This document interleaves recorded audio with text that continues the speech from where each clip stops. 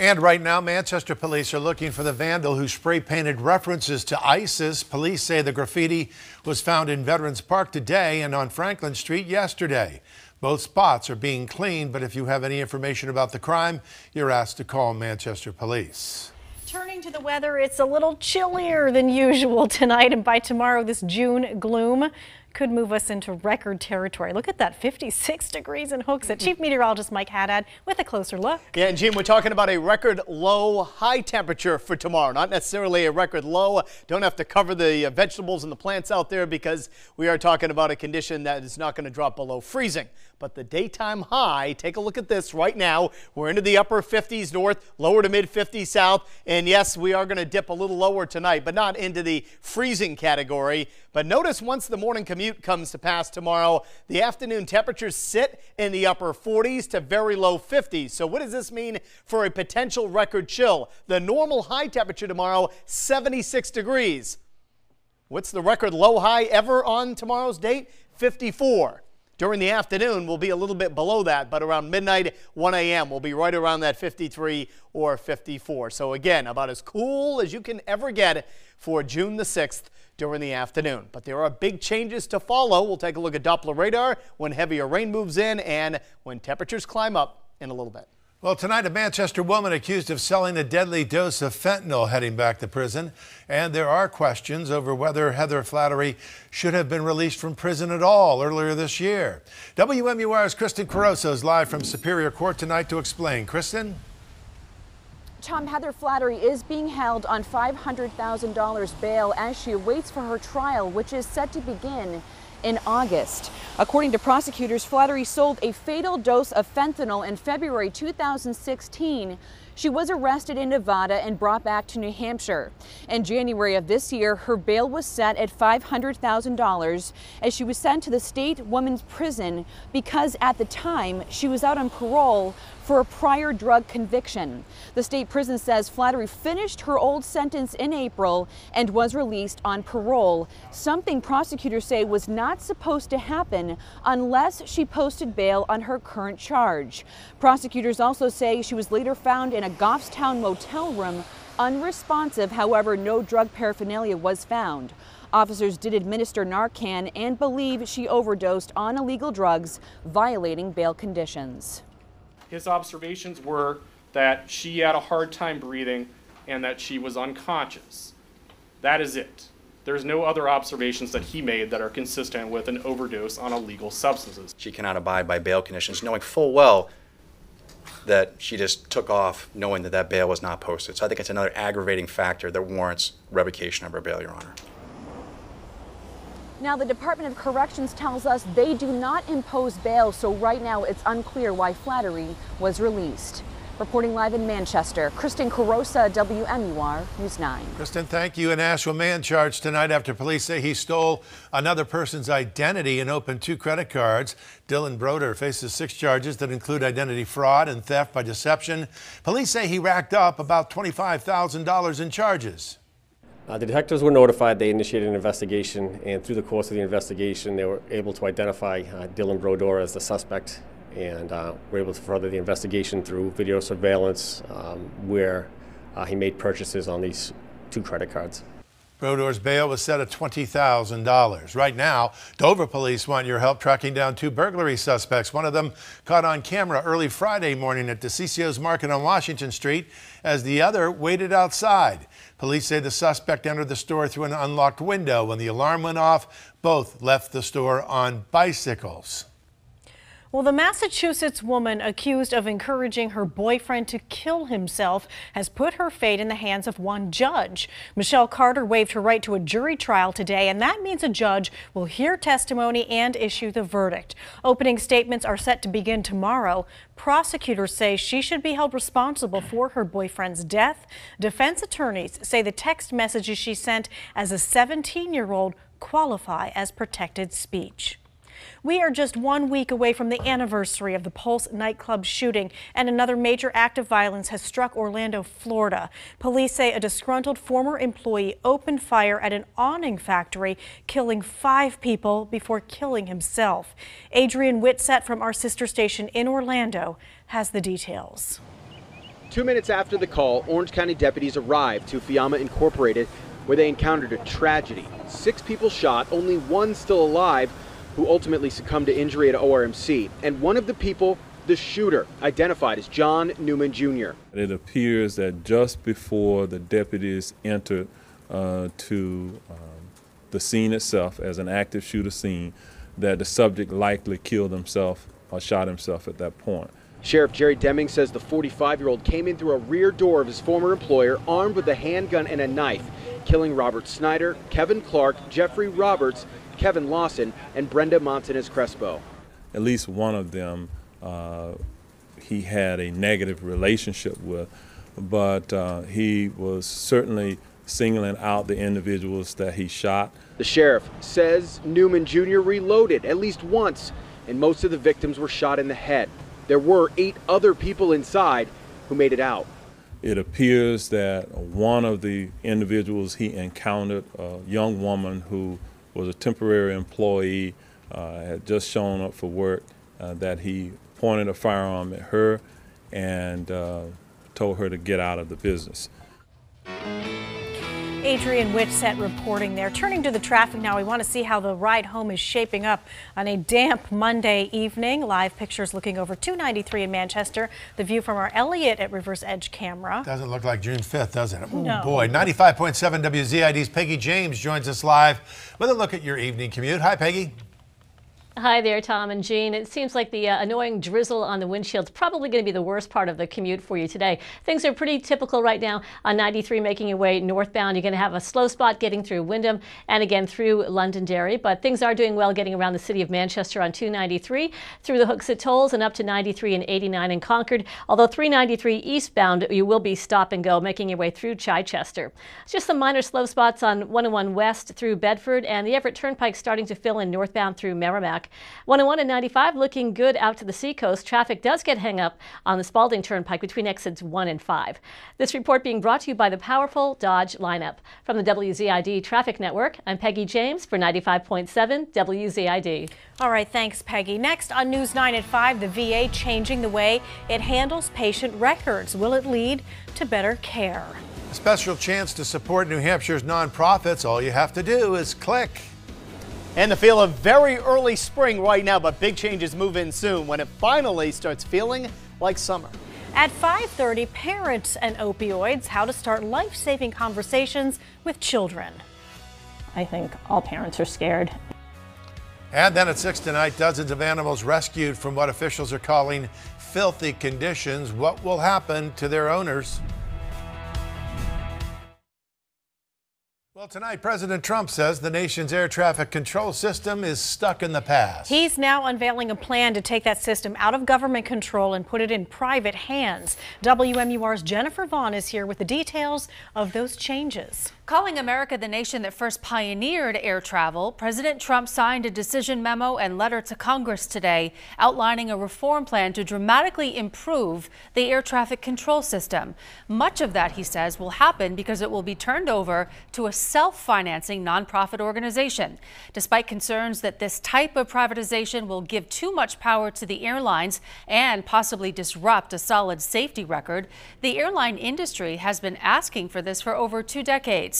President Trump calls the current system stuck in the past, with limited opportunities for job and economic growth and outdated technology. He insists this new approach is long overdue. Under this new plan, the Federal Aviation Administration will focus firmly on what it does best: safety. A separate nonprofit entity would be charged with ensuring route efficiency, timely service, and a long-awaited reduction in delays. The president says his plan will also maintain support for smaller airports, and that includes facilities currently used by Air National Guard units. The overhaul plan still needs congressional approval. Reporting live, Jennifer Vaughn, WMUR News 9. United Airlines will stop flying to Venezuela next month. Reuters reports that it's the latest of several airlines pulling out of the South American country, in part because of the billions of dollars the government owes to carriers. There are also growing security concerns over the unrest fueled by desperate food shortages there. Tonight, a run on grocery stores in Qatar now that 4 Arab countries have severed diplomatic ties and cut off air, land, and sea routes. Bahrain, Egypt, and Saudi Arabia and the United Arab Emirates accuse Qatar of providing support for terror groups in the region. Tonight, they are stopping all flights to and from the country, and Saudi Arabia has also closed its land border, the route for most of Qatar's food imports. Qatar denies supporting terror groups. The U.S. has about 10,000 troops stationed at an airbase in Qatar. The VA will start using electronic health records, a move that it says should improve care and cut down on the waiting time for appointments. The Veterans Affairs Secretary made that announcement today, saying his agency will start using the same system used at the Pentagon. The change is expected to take several months, but the Secretary says the end result should be a system that works well in the VA and with outside private doctors. Now, Chief Meteorologist Mike Haddad with your Storm Watch 9 forecast. And it feels like an early April day. Temperatures well below the average. We've had light rain, drizzle, overcast skies, and yeah, those temperatures much lower than normal. This picture kind of sums it all up here in Guilford. Stuck in the soup, and we'll be there tonight into a good part of tomorrow night before things really start to turn for the brighter and the warmer starting on Wednesday. Look at Doppler radar right now. Just a few light showers, mainly confined to the White Mountains and Great North Woods.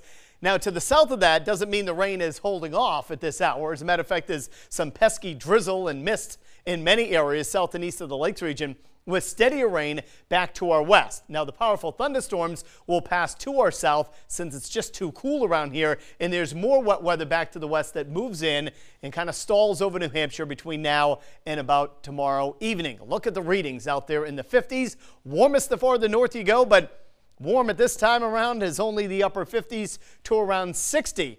36 atop Mount Washington, so no snow to be had right now, over 6,000 feet up. Those winds fairly busy out of the east at about 10 to 15 miles per hour, gusting close to 20 in Rochester, but they'll pick up as we go through tonight and tomorrow. So in addition to it being cool and on the damp side, it's also going to be quite breezy, kind of adding insult to injury out there. Overnight tonight, we hold in the upper 40s to around 50. No big temperature drop, so we start off the day, believe it or not, with above average temperatures by 2 or 3 degrees, but we don't go anywhere during the day. So the steady rain fills in this evening. Temperatures back to around 50 in many spots. Occasional bursts of rain here or there. Drizzle in between. Areas of fog tonight as the breeze picks up. Notice temperatures stuck in the upper 40s and lower 50s during the entire day on Tuesday. It does not get any cooler than this for afternoon temperatures on June the 6th. And that's what we'll be talking about for potential record low high temperature for tomorrow. But by Wednesday, clouds in the morning give way to this, clearing from north to south,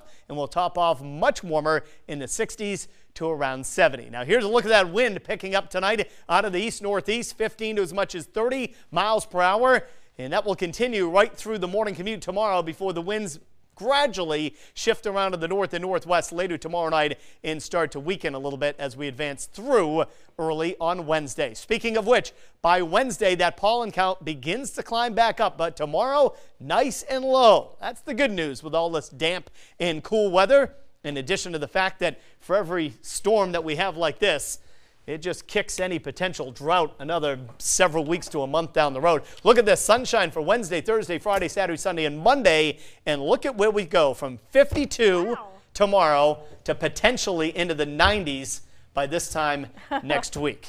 And there's a gradual nice increase in that to get to the weekend. So by the time we get into, lower 80s, it feels nice and warm. And then we get the surge to 90. We're not going to go 50 to 90 in one day. Okay. No. All right. Thanks so much. Thanks, Mike. Well, starting tomorrow, New Hampshire will once again celebrate the state's nonprofits through an online effort. This is the second annual New Hampshire Gives Day.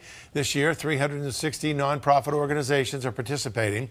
Starting tomorrow at 6 p.m., people who want to give to their favorite charity can find a link on our website. Participating in this day is a way to really show collectively how much we care about our nonprofits in the community. So it's a way to really make giving a community event and reinforce New Hampshire's generosity. And that event goes until Wednesday at 6 p.m. Well, that's neat. Makes it easy right online. Yeah. Well, when we come back, he was once one of America's favorite dads, and tonight, Bill Cosby is on trial for sex assault. Well, new tonight, 2 men have now been arrested in connection to the warehouse fire in California that killed 36. The man who illegally rented out space and the organizer of the party will each be charged with 36 counts of involuntary manslaughter. Investigators have still not released what caused the fire, but have said they are investigating electrical causes. Bill Cosby's highly anticipated sexual assault trial is underway. The actor and comedian is accused of drugging and raping a former Temple University employee. Out of the dozens of accusations against him, this is the only one that's gone to trial. ABC's Maggie Rulli is at the courthouse in Pennsylvania. Famed comedian Bill Cosby enters the courthouse for day one of his criminal trial, arm in arm with his former Cosby Show co-star Keisha Knight Pulliam, even tweeting a shout out to her. But America's dad is spending the rest of his day facing a jury as the defense and prosecution give their opening remarks today in a felony case of aggravated indecent assault. The accuser, Andrea Constant, claims Cosby drugged and molested her in 2004. She only went to the police a year later. This is an old case and not an easy case. The defense argues that a false accusation of sexual assault is an attack. It can ruin a man's life, and claims Constant's story has been inconsistent, that she reached out to Cosby after the alleged sexual assault, and they question why it took her a year to come forward with the allegation. The prosecution counters, saying trust, betrayal, and an inability to consent, that's what this case is about. Outside the courthouse, we meet Lily Bernard. I am one of the 60 women. She accuses Bill Cosby of drugging and sexually assaulting her in the early 90s when she was a guest star on The Cosby Show. She calls the defense's argument Rape Culture 101 and says there's one clear reason women like them wait to come forward. It's Bill Cosby, and so who's going to believe you? Lily's unable to take Cosby to court because the statute of limitations ran out for her claims. Cosby denies her and the other women's accusations. Constant is planning to testify, along with one other woman who claims that Cosby drugged and assaulted her in a similar way. Cosby himself so far has no plans to take the stand. Maggie Rulli, ABC News, Norristown, Pennsylvania. And straight ahead at 5:30 tonight, they were supposed to be Harvard freshmen this fall. Now the college has canceled their acceptance over posts on social media. And would you let strangers pick your wedding dress? That's what this woman did, kind of. That's a cute story, and here's a cute local hotshot. It's Schnabel the bloodhound looking for some sunshine, riding in the car with his owner there. Hang in there, it's coming soon. Submit your pictures and video. Join thousands of local members. Just log on to ulocal.wmur.com.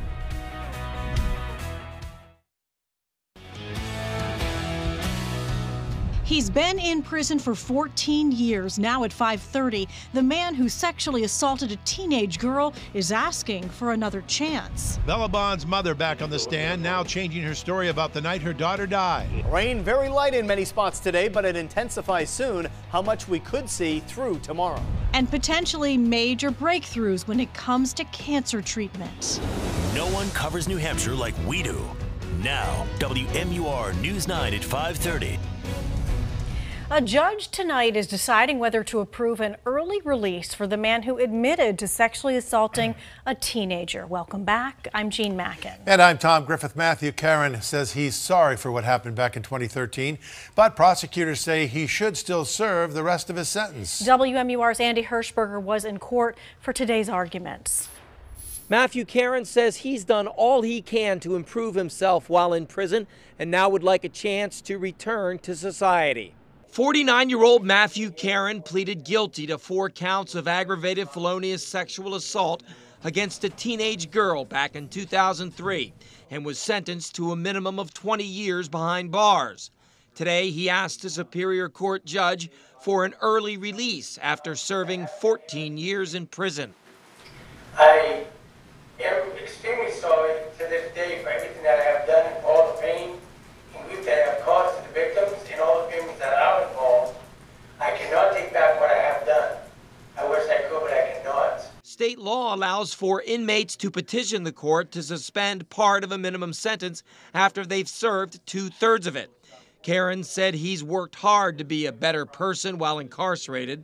While prosecutors say they recognize some of his achievements, Caron is right where he belongs. These are very serious crimes. He entered a plea of guilty with the terms that were expressly stated in the agreement. I think that based upon his behavior while at the state prison, shows repeated violation for the rules of the prison. Karen told the judge he also has the support of his family, who was in court today. And I know that once he is released, he's going to do everything that he can to become a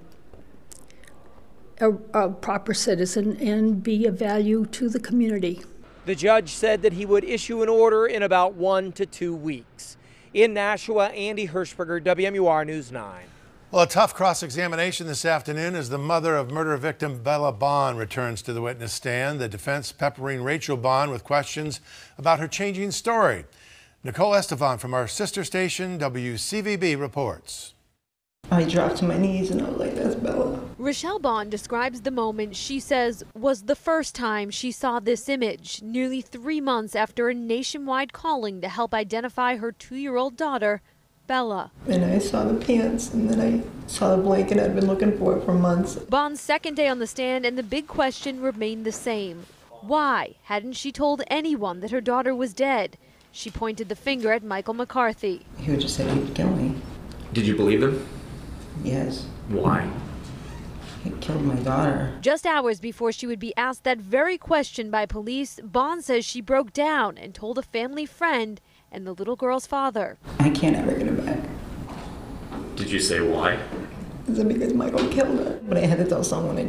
I couldn't hold it back anymore. During cross-examination, the defense focused on Bond's changing story about the whereabouts of her daughter, accusing her of lying to pin the crime on her former boyfriend. You figured that you needed to tell a story so that they wouldn't blame you. No. I told the truth. That's either way, I still took blame for it, my part in it. Rochelle Bond's testimony continues tomorrow. In Boston, Massachusetts, Nicole Estefan, WMUR News 9. A tragic update to a story we first brought you last week. A 1-year-old Ohio boy found overdosed on opioids has died. He's the youngest overdose victim that state has ever seen. Police say the boy's mother ran off while his 9-year-old brother called 911. She has been arrested, and it's still not clear which drug or drugs the boy ingested. Talking to your kids about drugs can be difficult, but it's a conversation experts say has to happen to make sure they don't become young victims of the crisis. WMUR's Jennifer Crompton shows us the steps now being taken in Rochester to help parents help their children. A startling statistic about families and our addiction crisis. Over 50% of New Hampshire kids say they haven't had a conversation with a parent or guardian about drugs and alcohol. Rochester is actively working to make those difficult conversations commonplace between parents and kids and other adults. Mother of 3, Tracy Walbridge, admits she's scared. I would say that for me it's the level of not knowing how quickly teens can find trends. She's taken part in Rochester's community-wide effort to battle the epidemic. Police, hospital, and schools working together. A Safe Schools, Healthy Students grant not only teaching substance misuse curriculum at every grade level, but teaching parents through workshops and forums. One of them with a staged teen bedroom with warning signs hiding in plain sight. She was shocked. Hidden containers, so it was like a Red Bull energy drink or a hairbrush, and how there's different things that are materials where kids can hide their use. They walk out and they look like they've been caught in headlights because they were not aware. Nicole has a daughter and is a therapist, also stressing involvement in kids' lives. I make sure I know all of my child's friends, their parents, knowing where she's going. It's about developing relationships and trust so they'll open up about what's going on at home, too. Knowing that these kids are in homes where this is happening, where potentially they could have a parent who's overdosed, and giving them the outlet to get the resources they need to have support. It's really hard for a family who may feel shame that they have these things going on within their home to come out and say, I need help. In Rochester, Jennifer Crompton, WMUR News 9. Well, at least 10 incoming Harvard University students have reportedly had their admissions rescinded after a social media scandal. The school's student newspaper, the Harvard Crimson, says the students posted images and comments in a private Facebook group mocking sexual assault, the Holocaust, and minorities. The students have not been identified, and the school says it doesn't comment on the admission status of students. Up next, a new safety investigation for Jeeps, and this time over airbag sensors. All the money and time you save with shopping apps may cost more than you realize. Would you eat pasta that can be programmed? We can't make this up. The future of fettuccine is being developed right here in New England. Showers and cool temps into tomorrow, but when do we get the sun back? That timeline coming up. And on New Hampshire Chronicle. Look at me.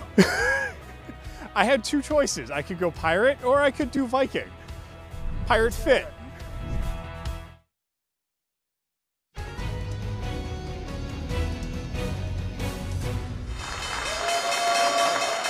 Here's your video of the closing bell provided by the New York Stock Exchange. The Dow was down 22 points today. The Nasdaq dropped off by 10, and the S&P 500 was down 3. New airbag complaints tonight, this time for Jeep Liberty SUVs. Federal investigators are looking into claims that the airbag sensors can malfunction, keeping a headrest from moving the way it's supposed to in a crash. 44 complaints have been filed, although there are no reports of injuries. The investigation covers about 105,000 Jeep Liberties from 2012. Tonight, union employees at Newington's Westinghouse Electric are back on the job. The union and the company reached agreement yesterday on a new contract for 172 workers there. The new deal will be good for 3 years. The new version of Google's Chrome browser could block all pop-up ads. With so many internet users already installing their own ad blockers, Google is now promising to take care of the issue right in its browser. The new version will allow ads that follow specific guidelines, which Google says will minimize pop-ups and autoplay ads. And as more people use their phones for shopping, from downloading coupons to payment apps, there's new information about how much privacy you're exchanging for that convenience. ABC's Becky Worley reports that up to 70% of smartphone apps track the users. Have you ever received a notification on your phone from one of your favorite brands that seems ridiculously well-timed? All of a sudden, The Gap will pop up on my phone stating I have a coupon, and I can go shopping. Every day? Every time I go that way. Do you ever get ads on your phone that seem to know where you are or like... Oh, absolutely. He says the Urban Outfitters app has his number. Whenever I come within like 50 feet, I get like, hey, did you know there's a sale ending in a couple days? Well, it's not just a coincidence. Shopping apps from companies like Macy's and Urban Outfitters do use the phone's GPS to access your location. They have technologies that can follow you as you walk through sectors of the store and connect to your data, so they know who you are. Sure enough, after I install the Urban Outfitters app, it pings me as I walk into a store in Philadelphia. In San Francisco, it was almost a block away when the app lit my phone up with notifications. That makes sense. Their best chance to get me into the store is when I'm close by. The Macy's notifications were even more interesting. They pinged me once when I entered their store in Philadelphia. I just put my hand on the door handle and a notification popped up saying, "Welcome to Macy's." They know I'm here. Then again in San Francisco, 2 timely notifications. Not in a Macy's store, but get this, while I was in other stores. They sent me a 30% off notification while I was in this store, one of their direct competitors. They also pinged me while I was in a small independent boutique, literally in the dressing room. In addition to GPS, stores are using Bluetooth, Wi-Fi, and even your phone's microphone to let them know where you are, and then selectively target you with ads. Retailers hoping to keep your money in their stores and off the internet. Make stores into the internet. Yeah, essentially be able to track people in stores like we track people online, and then connect the two. Well, talk about Big Brother, huh? I'll say, yeah, Becky Worley there. Big Brother knows your shopping. What a nightmare. Toyota's newest technology could debut at the Tokyo Olympics. Coming up next, the Olympic plans for a flying car. In sports, the series is heating up. Jamie is in to talk about the Game 4 of the Stanley Cup Finals. And then just ahead tonight on News 9 at 6, dozens of animals found living in filth. The charges pending tonight against their owners. And the fugitive of the week caught singing. How a night of karaoke led to his arrest. Next.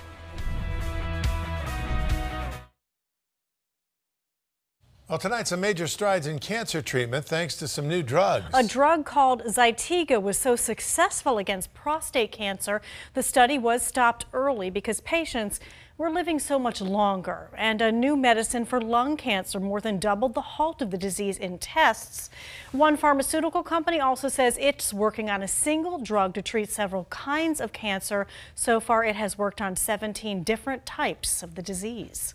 Now, Jamie Staten and News 9 Sports. No baseball tonight for the Red Sox and the New Hampshire Fisher Cats. The Sox are in the Bronx gearing up for a big series with the Yankees. New York, 2 games up on Boston in the standings. They start tomorrow night. Fisher Cats will host Akron tomorrow night.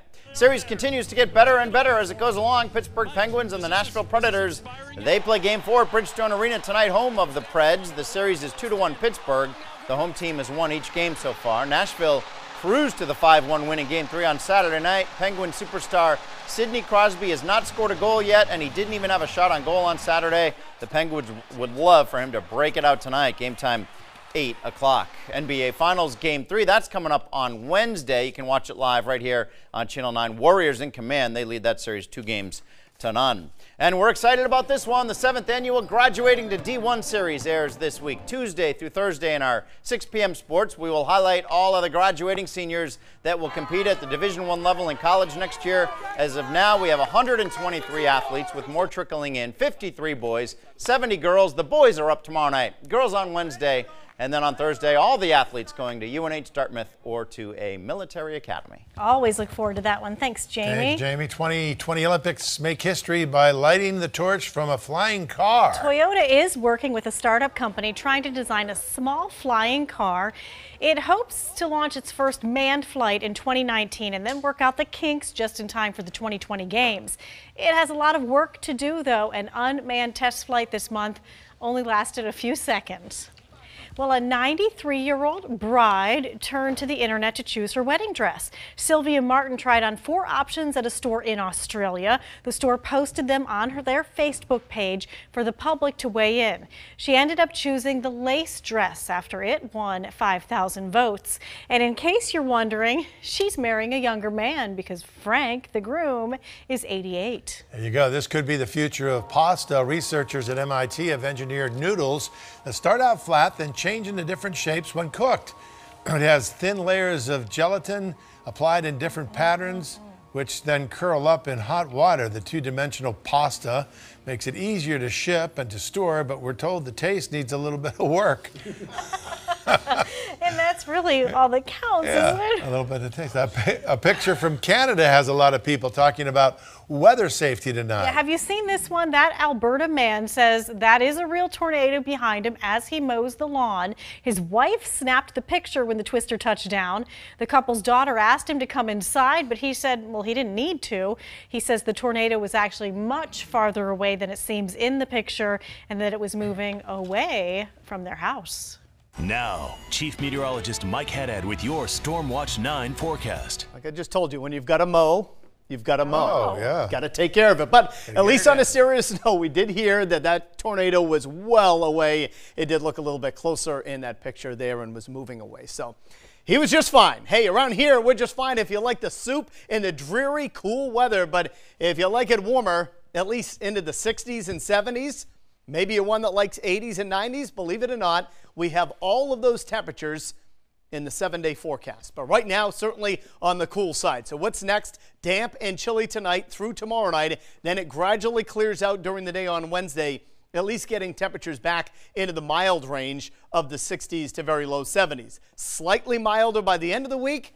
And then finally, that summer feel starts to move in during next weekend, and especially next week. Right now, showing on Doppler radar a few showers, generally on the light side across parts of the Mount Washington Valley and the White Mountains area up through the Great North Woods. Notice there is some heavier rain in pockets back to our west. And we're not talking about a shield of heavy rain that's covering the entire state of New York, but these bands of rain will try to move in beginning late this evening and lasting on and off into early tomorrow morning. Temperature-wise, we're running in the lower to mid-50s, about as cool as it can get during the daytime this time of year. Same story at the coast in the Monadnock region, Lake Sunapee zone, Lakes region itself, fairly uniform temperatures, all between about 50 and 56 degrees. Now, it is slightly milder the farther north and west you go, sitting in the upper 50s to around 60. And tomorrow, you get to around 60 in northern parts of the state.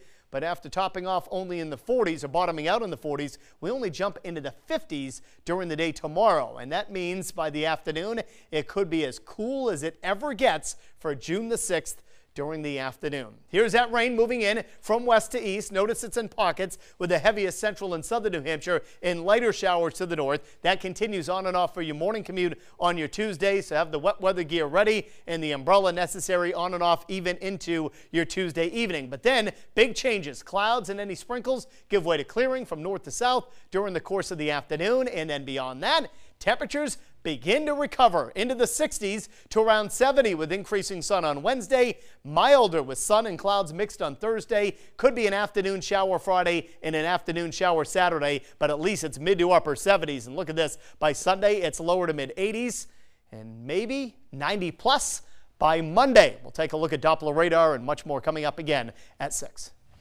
All right, take a look at this picture. It's a little bit hysterical, really. Hilarious. This is a you local viewer that shared this with us. Check out the bear caught on night vision in Plymouth using a tree in the backyard as well, a back scratching post, and then goes back for some more before walking away. Sometimes you just got to itch that spot right there. I always do that at home. What, with a tree outside? No, with a pillar in the kitchen. Oh, okay. Yeah, that'll work. I wouldn't be surprised. All right, calling all dads. You could get paid to do your dad thing at a Father's Day barbecue. But you'd have to travel. We're going to tell you where when we come right back. And a generous tradition has taken root at one Granite State school. What this year's senior class is doing at 6.